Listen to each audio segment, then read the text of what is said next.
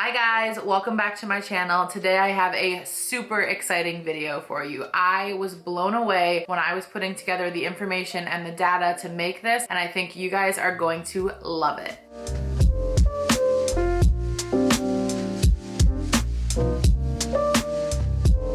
Today I am going to show you Louis Vuitton prices in US dollars over a 30-year span. So I've got price comparisons from 1991 to 2001, a 10-year span, and then from 2001 to 2021. Today, which is a 20-year span. Let me show you guys how I did this because I think you will find it very interesting. So as a collector, I love collecting things like old catalogs, books, anything that provides information on brands. As I've mentioned in the past, I love the history of the brands, but also information behind the business of luxury and things like that. So I have a few really cool things here.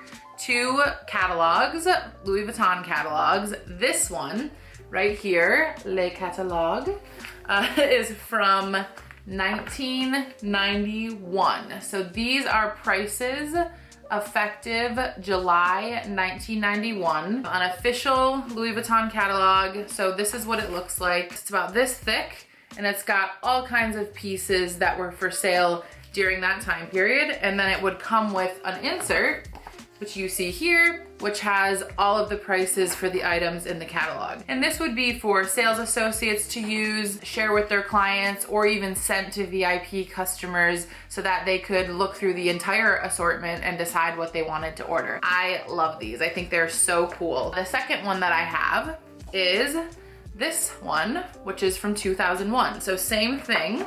So here, I'll show you. This says price list from April 2001. Here's the catalog, a lot thicker. Let me show you the comparison. So this is a 10-year difference from this to this. A lot more products in here, right? You can see sort of the sketches there. And then you've got the price leaflet, which has the prices for all of the items in the catalog. All right, so what I did was I took all of the information in those 2 books for some of the most popular bags and accessories, and I compared them to each other as well as to today so that I could tell you the percent increases over time. I also went ahead and factored in this little thing called inflation, which should be taken into account so that you can see the price increases in general, like what was it priced at in 1991, what is it priced at 2021, and what is the overall increase. But then I also did an adjustment for inflation so you could see that difference as well. So I think you'll find this very informative. In case I forgot to mention, guys, I will only be talking about US dollars in this video. So I apologize if this isn't as exciting for you if you're international. Let me show you one example before I jump into some of the top styles. So if I'm looking at the 2001 book here, all right, take a look at this. You've got the Malle Courrier trunk here. I'm sure I'm saying it wrong, guys. Please forgive me. This trunk was available in 3 sizes, 110, 100, and 90, which I believe are all 3 still available today. The 110 is the largest size. It is 43 inches by 22 inches by 19 inches, okay? There you go, you can see all of the information. So this trunk in the largest size, when I pull up my handy dandy price book here, guess how much it cost in 2001? $9,350. Sounds a little crazy now. That's basically the same price as like a Birkin today, for example, that you could get a whole 4-foot trunk for the same price. But in 1991, the price of that trunk was $6,550. It sounds absolutely crazy, right? So then I used an inflation calculation from smartasset.com. What I did was I checked what $6,550 USD dollars in 1991 would be worth today. If Louis Vuitton took no price increases and just adjusted the price based on inflation, that $6,550 trunk in 1991 would be for sale for $12,910 today. Now, of course, we know there's plenty of other factors that go into price increases, but do you want to know the price of that trunk today? $44,000. Sounds insane, right? $44,000, that's the price of a car, an expensive car. So even if we do factor in the inflation adjustment, that is a 241% price increase from the 1991 price. If this information sounds interesting to you, then you're gonna wanna keep watching because I have so many more interesting prices to tell you about. All right, before we get started, if you're new here, my name is Rachel. I am addicted to shopping. Here on YouTube, I make videos about handbags, luxury, and just my bad shopping habits in general. Lately, I have been deep diving into Louis Vuitton for you guys. I love the data and the information behind luxury brands and shopping. So if that sounds interesting to you, please go ahead and subscribe to my channel down below. I will be putting out at least one video a week, so go ahead and hit that notification bell if you want to be notified when new videos go live. Now let's talk about these crazy price increases. All right, guys, so I'm actually going to move over to this side of the frame for you so that I can throw lots of helpful information up on the screen here so that you guys can see some of these prices. If you see me look down, I have lots of references here in the catalogs. I also threw everything into an Excel spreadsheet like the crazy person that I am.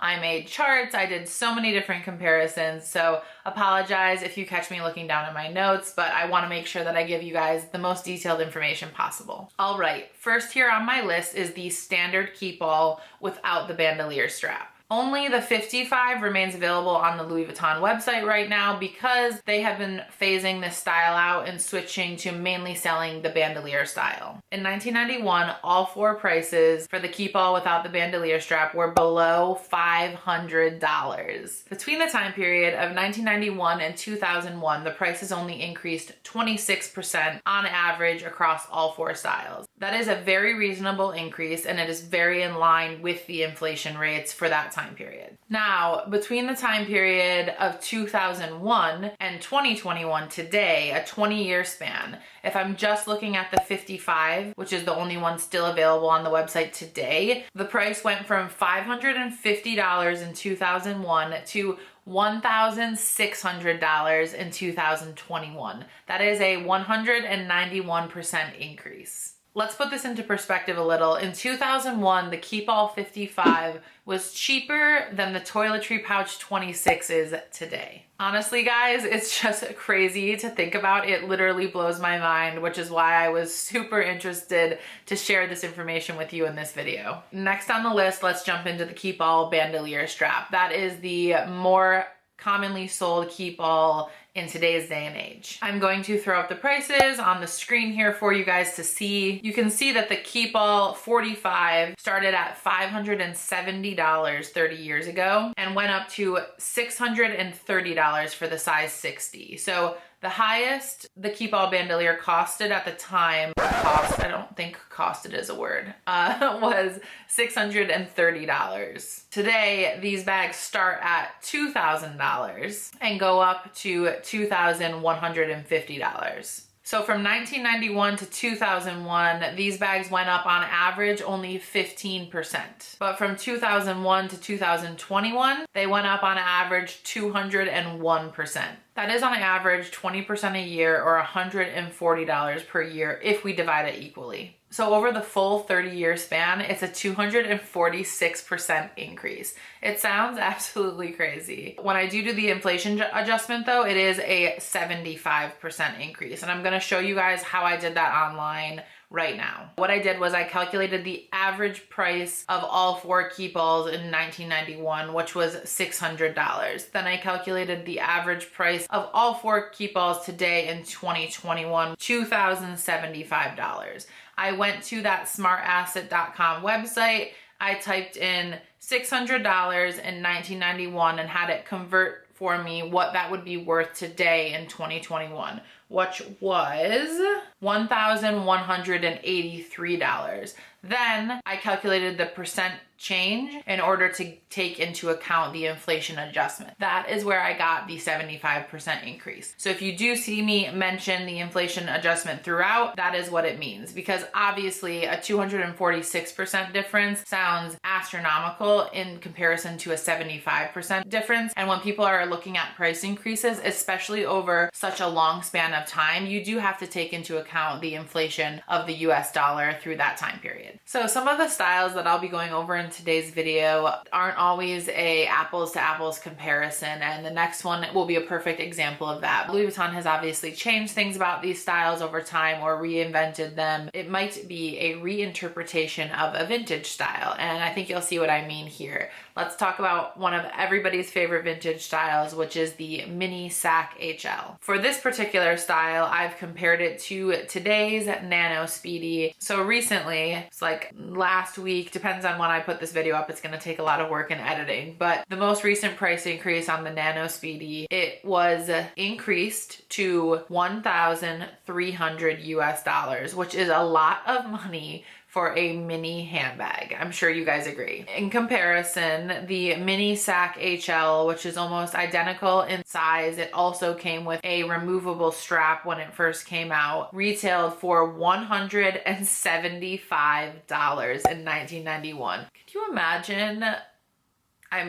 I hope some of you watching bought that bag in 1991 for $175, and you are basking in the glory of the fact that that bag is now retailing for $1,300. But it's pretty crazy to think about. And that being said, I should definitely do another video on resale price comparisons, because that mini sack HL is not necessarily worth $1,300 today. But still, overall, just seeing and thinking about what's contributed to that increase over time is very interesting from a luxury consumer perspective. So over the 30-year time period, when comparing the mini sack HL in 1991 to the Nano Speedy of 2021, it is a 643% increase. That is a lot. Definitely a lot. Thinking about all of the reasons why it could possibly need that much of an increase. But at the end of this video, I'm gonna do like a summary and summarize all of the different data points and tell you my thoughts about price increases in general. So if you're interested in my opinion on that, definitely stay tuned to the end of this video. Okay, let's talk about the rest of the Speedy family. Let me throw these up on the screen for you. So 2001 and prior, these bags all retailed for under $500. Today, the cheapest Speedy you can buy is $1,140. This bag has increased 277% over the last 30 years, which is a 91% increase when you factor in the inflation adjustment. So with that inflation adjustment, the price essentially just under doubled. Next, I looked at another very classic style, which is the original Alma. So at the time, there was just one size of this bag. I'll throw it up on the screen. It was 13 inches by 7 inches. I compared that to the Alma PM of today, which is 12.6 inches by 9.8 inches. So pretty similar in size in order to get a good gauge on the comparison there. The bag cost $535 in 2001, and today it costs $1,660 in that PM size. That is a 210% increase over the 20-year period of 2001 to 2021. The next style I really wanted to take a look at was actually the sack Plat. So this bag, the original one, was big. It was 14.5 inches by 15 inches in size, and it retailed for $315 in 1991. It's crazy. I actually compared this to the Petit sack Plat model of 2021, and that just had a price increase to $1,440. So we're comparing this large size that retailed for $315 to now almost a $1,500 bag. That is the mini version of that original style. That is a 357% increase over the 30-year time period. Personally, I love the original sack Plat model size. I think it's a perfect little business work bag that you can put your laptop in. The only issue is that it is a top handle and it doesn't have like a crossbody strap. But if you're in the market for a vintage bag, I think the sack Plat is really cute. I also definitely consider this bag unisex, which I think is great because anyone could really use it. The next classic style that I looked at was the Noe. This bag increased 276% over the 30-year period. I'm gonna throw it up on the screen for you. It was priced at $460 in 1991 and $535 in 2001. Then today it has increased to $1,730. Next, I will throw up the Petit Noe. This bag was $370 in 1991. It was $440 in 2001, and it is $1,400 today. I think it's super interesting how minimal the increase was from 1991 to 2001, that 10-year period, and then how astronomically larger the price increases became from the 20-year period from 2001 to 2021. And again, I'm gonna summarize that all at the end for you, but you're gonna start to see that trend throughout. All right, now I wanna talk about some backpacks. The Montsouris backpack, which is definitely a favorite as both a vintage style and a modern style. The mini Montsouris backpack in 1991 was $550. This bag was 8 inches by 9 inches. So I compared it to the Montsouris BB of today, which is slightly smaller at 7 inches by 8 inches in size. It's about a 1 inch difference. This bag now costs $2,220. That's a 304% increase over the time period. Back in 2001, there were actually 2 other sizes of the Montsouris backpack, which I will throw up on the screen, the images from the catalog. They're both kind of similar to the PM size of today. So the PM version falls right in between the two. That's what I used to compare. The bag had an average 272% increase. Okay, so the Nice Vanity was a very popular vintage style back in the day. I would say this is kind of a hybrid between an accessory and a bag. A lot of people obviously used it to travel as a beauty storage accessory, which is what it is. And in today's day and age, it's used actually as a bag as well. I compared the Nice Vanity vintage style. You'll see the screenshot here from the 2001 catalog. That bag cost $1,000 in 2001. I compared that to the Nice Vanity of today because they both have straps, slight differences, but very comparable in size, etc. Today, that bag costs $2,990. So it is a 199% increase over the 20-year time period. So I hope you guys have checked out my previous video, what is the cheapest Louis Vuitton handbag available right now? If not, spoiler alert, it's the Pochette Accessoires bag, which now retails for $790. It's pretty high price and it's had quite a few price hikes over the most recent years. This bag in 2001, it was not available in 1991. So in 2001, the Pochette Accessoires bag retailed for $165. So it's gone from $165 to $790. That is a 379% increase over the 20-year time period. When we take a look at the inflation adjustment, if you see what the value of $165 was in 2001, versus today, it would be around $250. So if Louis Vuitton only adjusted prices to reflect inflation increases, that bag would retail for $250 today. Of course, it doesn't. It retails for $790. That is a 216% increase when you look at that inflation adjustment. It kind of just makes you question whether or not Louis Vuitton just doesn't want any handbags below $1,000. And therefore they're continuing to hike that bag up until they have no handbags below that $1,000 price point. Like if it's just a metric they want to hit. So I saw this Bel Air vintage style in the catalog, and I know they recently released the Ivy style. It's either last year or maybe 2019, which is pretty much a direct comparison to that bag. So I wanted to show you guys the comparison here on the screen. It retailed for $585 in 2001. When they re-released it, it came out at $1,940. So over the 20-year time period, it was a 232% change. I hope you guys are finding this price information as interesting as I did because I was super excited to share this with you all. Please hit that like button if you are finding this information helpful. If you like videos like this, please give me that thumbs up. Okay, so I do want to talk about tote bags, and this was probably the least comparable as far as styles. So the Neverfull came out in 2007, so it was not around back in 1991 and 2001. So what I did was I looked at some of the more popular tote styles in the catalog and then used measurements to line them up with what Neverfull they would basically be the most comparable with today. So there's also the all-in tote style, which is available today, that is also pretty comparable to these tote bags. So I'm going to show you a few different variations here that would work to give you a better understanding of what that increase looks like. Let's start with the 𝒞𝒽𝓃 bag, because I think that in terms of measurement comparison, this is pretty much the closest. There are many differences in the style, obviously, but I just tried to use measurements as the closest comparison. So the 𝒞𝒽𝓃 Piano is the smallest size. It's 9.8 inches by 12 inches, and I compared that to the Neverfull PM. So in 2001, the 𝒞𝒽𝓃 Piano cost $520. Today's Neverfull PM costs $1,460.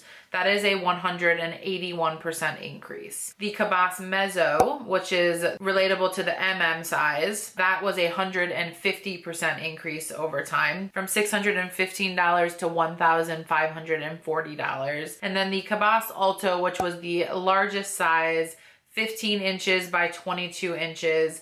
I compared that to the Neverfull GM, which is actually significantly smaller than that, at 15.7 by 13 inches. That bag cost $635 in 2001, and it costs $1,620 today. So a 155% increase. Again, I think that these are not direct apples to apples comparisons. I was just trying to give you an idea of what something like that would have cost back then. If you were to compare that to the all-in bag, which I think is like a little more comparable in construction and definitely more comparable in size, that bag compared to the Alto retails for $2,160 today. That is a 240% increase. Let's also look at the Sac shopping bag. This is the only tote that I could find in the 1991 catalog to compare to. So the Sac shopping PM, which is 19 inches by 13 inches, was $480 in 1991. I compared that to the GM, because when you look at the size, that's the closest comparison. It's a 238% increase over the 30-year time period. Then I looked at the Sac shopping bag GM in 1991. That was $525, and that compared to the GM as well, again, the closest in terms of measurement, is a 208%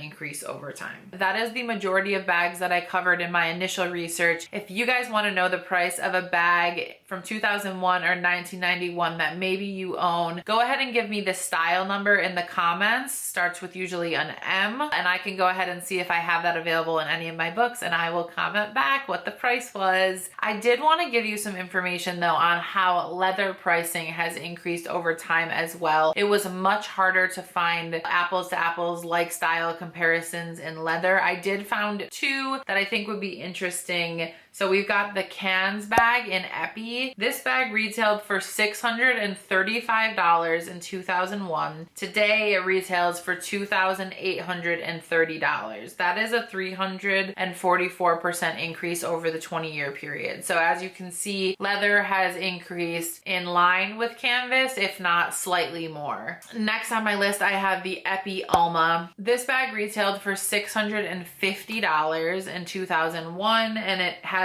increased to $2,350 today in 2021, a 262% increase over that 20-year time period. So it is not just canvas, it is not just leather, it is Louis Vuitton across the board. They seem to be following a very similar average increase for these time periods. Now that we've gone over all of the individual styles, I wanted to put together a little bit of a summary for you in terms of the average increase for bags over the time periods and talk a little bit about my thoughts on price increases and what goes into them. In summary, for bags, I excluded the leather ones that I just spoke about, and I also excluded all of the totes and Neverfull comparisons just because they weren't apples to apples. Everything else was much closer in comparison, so I looked at the average between just those bag styles. From 1991 to 2001, so over a 10-year time period, there was a very small increase of only 24%. That is almost exactly in line for inflation for the time period, or even slightly under. When you look at the 20-year span, from 2001 to 2021, there was a 239% increase. So a vast difference between those two time periods. The average total change over 30-year time period for bags discussed in this video was 301%. The highest change was the mini sack HL in comparison to the Nano Speedy. Also the Pochette Accessoires had one of the biggest jumps over the 30-year period. However, when factoring in the inflation adjustment for the 30-year period, it would have been a 103% increase on average, which actually doesn't sound as crazy, right? It essentially means that prices doubled over the 30-year period. To me, that sounds not as insane as 301%. Now I want to talk about my thoughts on price increases and whether or not they're justified and some of the factors that may go into these price increases. So this is all my personal opinion. None of this is fact. I do not work for any of these companies, nor have I ever worked for Louis Vuitton. So just throwing that out there, again, this is all things that I've just looked into via my own personal research, and I've worked in the fashion industry and I have been buying luxury products since I was probably 18. So again, this is just personal perspective and how I look at it. So let's start with some of the things that may have contributed to these price increases from 2001 to 2021. One of the first things that came to my mind was the fact that Marc Jacobs joined Louis Vuitton in 1997. This was a time where they started bringing in big name designers to be at the helm of these brands and really drive a vision and change for these brands. So I'm sure Marc Jacobs was expensive, but as well as some of the things he wanted to bring to the table probably cost more money. Another thing you have to think about is collaboration. So Marc Jacobs was one of the first designers in luxury in general to start doing collaborations. One of the first ones was Steven Sprouse in 2001. And then following that, Murakami was the longest running one at Louis Vuitton. Those collaborators get a piece of the pie, obviously. Why would they work with Louis Vuitton if they didn't? So then you have to factor in additional percentage for that collaborator that's helping design the collection. They're also releasing more collections in general, therefore probably hiring more designers, paying out more salaries for bigger design teams. This is factored into just scaling the business as a whole. They've had to open more factories, more factory workers, higher rents. That's all also attributed to inflation, so keep that in mind. But more employees,